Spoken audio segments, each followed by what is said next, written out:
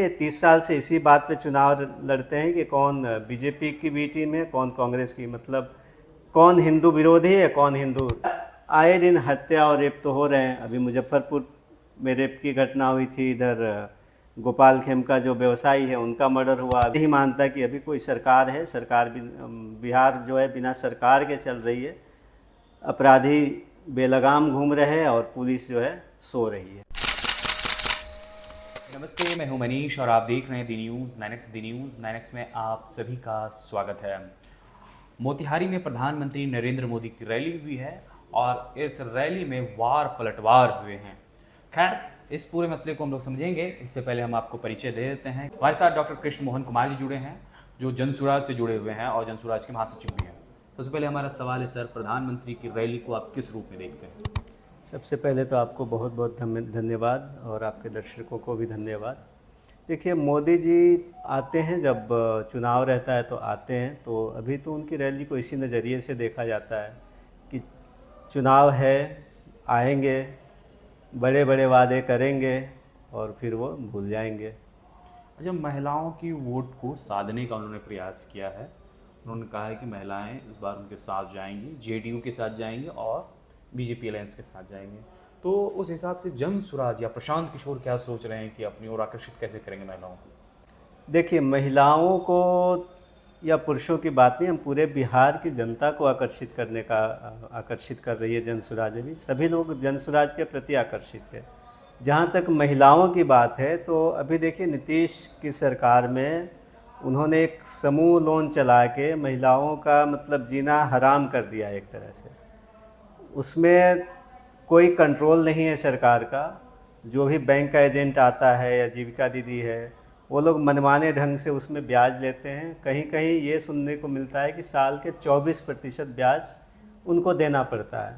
12% शायद उनका नॉर्म है, लेकिन वो गोल मोल करके कुछ वो 24% तक ब्याज साल का ले देते हैं।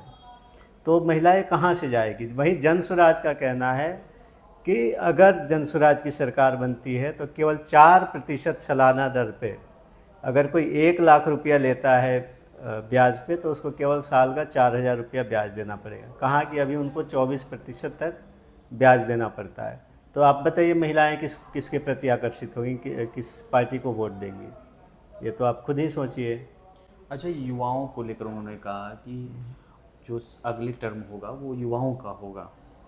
तो जब ये चुनाव आया और युवाओं की बात हुई, प्रशांत जी भी युवाओं की बात कर रहे हैं, तो किस तरह से कंट्रोवर्सी होगा? जो भी होगा, बिहार चुनाव जैसे से नज़दीक आएगा, युवाओं को आकर्षित किया जाएगा। तो प्रशांत जी कैसे युवाओं को अपनी ओर आकर्षित करेंगे? देखिए, युवा आज का जो है जागरूक हो चुका है, इतना बेवकूफ़ नहीं। आप मोदी जी की रैलियों को देखिए, किसी में उत्साह नज़र नहीं आता उनके प्रति। अभी जो 2014 की बात थी, उसमें युवाओं को काफ़ी उम्मीद थी मोदी जी से। इवन मुझे बहुत उम्मीद थी, लेकिन उन्होंने निराश करने का काम किया है पिछले जो भी 11-12 साल में है। उन्होंने युवाओं को क्या, पूरे बिहार को उन्होंने निराश किया है। मतलब बेरोज़गारी सबसे ज़्यादा अभी चरम पे है बिहार में, तो फिर उन्होंने युवाओं के लिए किया क्या है? पिछले 10-11 साल में उनसे पूछिए कि आपने युवाओं के लिए क्या किया है। जब आप सारे युवाओं को पता है कि इन्होंने कुछ नहीं किया है। दूसरी बात, जो ये बताते हैं कि केंद्र सरकार और बिहार सरकार की समन्वय की बात, तो आपसे मैं एक सवाल पूछता हूँ कि बिहार का विकास जो है, नीतीश जी मुख्यमंत्री कब बने थे? 2005 में। और जो सबसे ज़्यादा काम हुआ मेरे ख्याल से 2005 से 12 के बीच में हुआ। उस समय सेंटर में किसकी सरकार थी?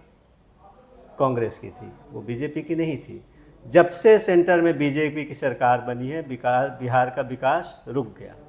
2012 के बाद से बिहार में कुछ नहीं हुआ है, केवल कुर्सी बचाने की राजनीति हुई है और कुछ नहीं हुआ है। अच्छा, एक बात, ये मेरे निजी सवाल है। प्रशांत जी बार बार लोगों की जा रहे हैं और कस्में खिला रहे हैं कि इस बार वोट अपने बच्चों के लिए दीजिएगा, लेकिन जो सत्ता पक्ष है वो बच्चों के लिए वोट नहीं मांग रहा, वो सीधे जनता से वोट मांग रहा है। आखिर आप लोग बच्चों पर वोट मांग रहे हैं और वो सीधे जनता से वोट मांग रहे हैं। नहीं, जनता से वोट तो हम भी मांग रहे हैं, लेकिन जनता को बोले कि आप अपने बच्चों के नाम पे वोट दीजिए। जनता से तो वोट सबकी मांगते हैं, हम भी जनता से वोट, हालांकि हम जनता से वोट जनसुराज के लिए नहीं मांग रहे हैं। जनसुराज का काम है लोगों को जागरूक करना, ठीक है, पार्टी होनी चाहिए। जनसुराज इस बात के लिए लोगों को रिक्वेस्ट कर रही है कि आप जब भी वोट दीजिए अपने बच्चों के पढ़ाई, शिक्षा, रोजगार के लिए दीजिए, स्वास्थ्य के लिए दीजिए, ना कि आप हिंदू मुस्लिम या जात पात के नाम पे दीजिए। आप मुद्दे पे वोट दीजिए, आप किसी जाति या धर्म के ऊपर वोट मत दीजिए। जनसुराज का तो अभी मेन काम, मुख्य काम यही है कि लोगों को जागरूक करना कि जो बिहार पिछले 30 साल से जाति धर्म में बट के वोट देते जा रहा है और विकास यहाँ पे नहीं हुआ, बाकी राज्यों से 50 साल पीछे चल रहा है, इसके प्रति लोगों को जागरूक करना है कि आप जो भी नेता आता है आपसे वोट मांगे, उससे आप पूछिए कि पिछले 30 साल में हमारे बच्चे के लिए रोज़गार बिहार में क्यों नहीं पैदा हुआ, स्कूल क्यों नहीं बना, अस्पताल क्यों नहीं बना। इस बात के लिए हम लोगों को जागरूक कर रहे हैं। हमारा एक महत्वपूर्ण सवाल है, स्कूल शिक्षा इस पर बात होती है, लेकिन प्रशांत जी पलायन पर भी बात कर रहे हैं और पलायन पर राजद भी बात कर रही है, उसको रोकेंगे। तो कहीं एक दूसरे का कॉपी कैट तो नहीं चल रहा है? पहले शुरू किसने किया? पहले तो जनसुराज ही बोला कि यहाँ से पलायन हम ख़त्म करेंगे। और जहाँ तक राजद की बात है तो 15 साल सत्ता में, 15 साल और इधर 2 लगा लीजिए, 17 साल सत्ता में रहने के बाद अब आपको याद आया कि पलायन कोई चीज़ है। पलायन आज की समस्या तो है नहीं, पलायन तो 30 साल बाद भी थी, लालू के समय में भी था पलायन। उन्होंने क्या किया पलायन पे? उनके राज्य में चीनी मिलें बंद हो गई, अपहरण लूट की ऐसी घटना शुरू हुई कि मतलब ज़्यादातर व्यवसायी बिहार छोड़ के चले गए। ये भी एक बेरोजगारी का मुख्य कारण है, ये आपको समझना पड़ेगा। बिहार के पिछड़े होने का एक कारण ये भी है कि उस समय इतने लूट अपहरण, किसी को सुरक्षा आप नहीं दीजिएगा व्यवसायी को, तो व्यवसाय कहाँ लगाएगा? चीनी मिलें किसके समय में बंद हुई? सब लालू जी के समय में बंद हुई है, आपको अगर याद होगा तो वो आदमी पलायन की बात कर रहा है। आज उनको 30 साल बाद याद आया कि हाँ पलायन रोकना है। तो ये तो सरासर चुनाव है, कुछ भी बोल देंगे, फिर चुनाव कुर्सी से मतलब है, कुर्सी एक बार मिल गई फिर सब भूल जाएंगे, 5 साल फिर मस्त।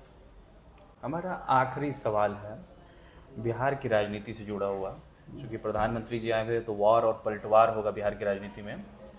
प्रशांत जी का बिहार विज़न क्या है और बिहार विज़न में बिहार कैसे बदलेगा और बिहार के युवा उससे कैसे जुड़ेंगे?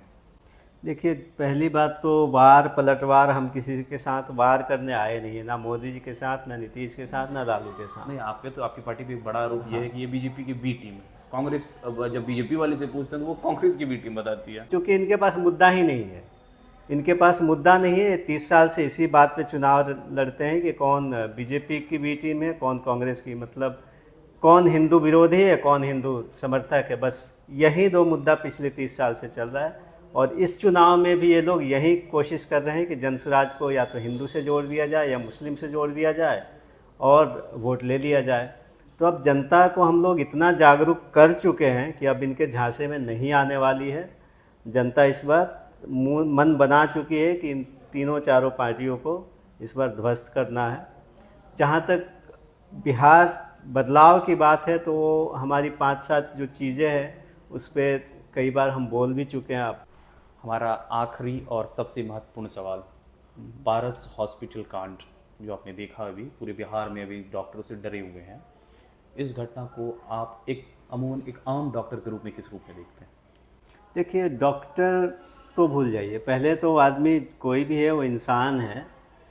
और वो अगर हॉस्पिटल इस तरह से हॉस्पिटल में घुस के, जो कि बिहार का एक सबसे प्रतिष्ठित मतलब हॉस्पिटल में से एक है पारस हॉस्पिटल, उसमें घुस के आईसीयू में घुस के 4-5 लड़के, जैसा कि वीडियो में देखने में आ रहा है, घुस के गोली मार लेते हैं। चलिए, गोली मारना कोई बड़ी बात नहीं है, बड़ी बात है कि वो निकल के भागे कैसे। कम से कम निकलने में 5 मिनट का समय लगा होगा उनको। तो आपकी पुलिस क्या कर रही थी?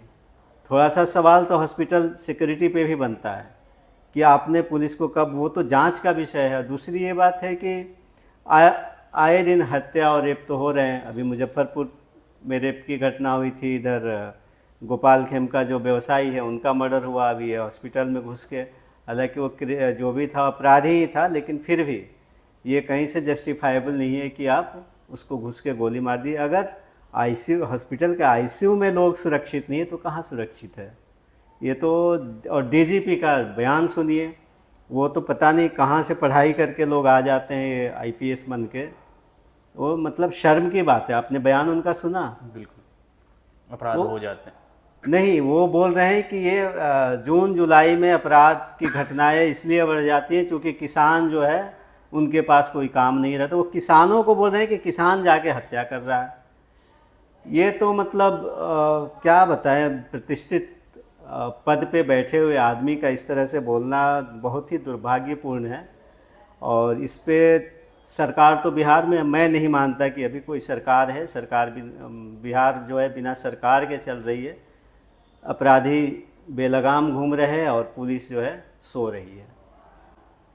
बहुत बहुत शुक्रिया हमारे साथ थे जन स्वराज के महासचिव डॉक्टर कृष्ण मोहन जी, जिन्होंने अपनी बातों को विवादी ढंग से रखा। बहरहाल दर्शकों, आपको हमारा इंटरव्यू कैसा लगा, आप अपनी राय हमारे कमेंट बॉक्स में ज़रूर दें। अगर आप हमारा ये वीडियो फेसबुक पे देख रहे हैं तो फेसबुक पेज लाइक कर लें।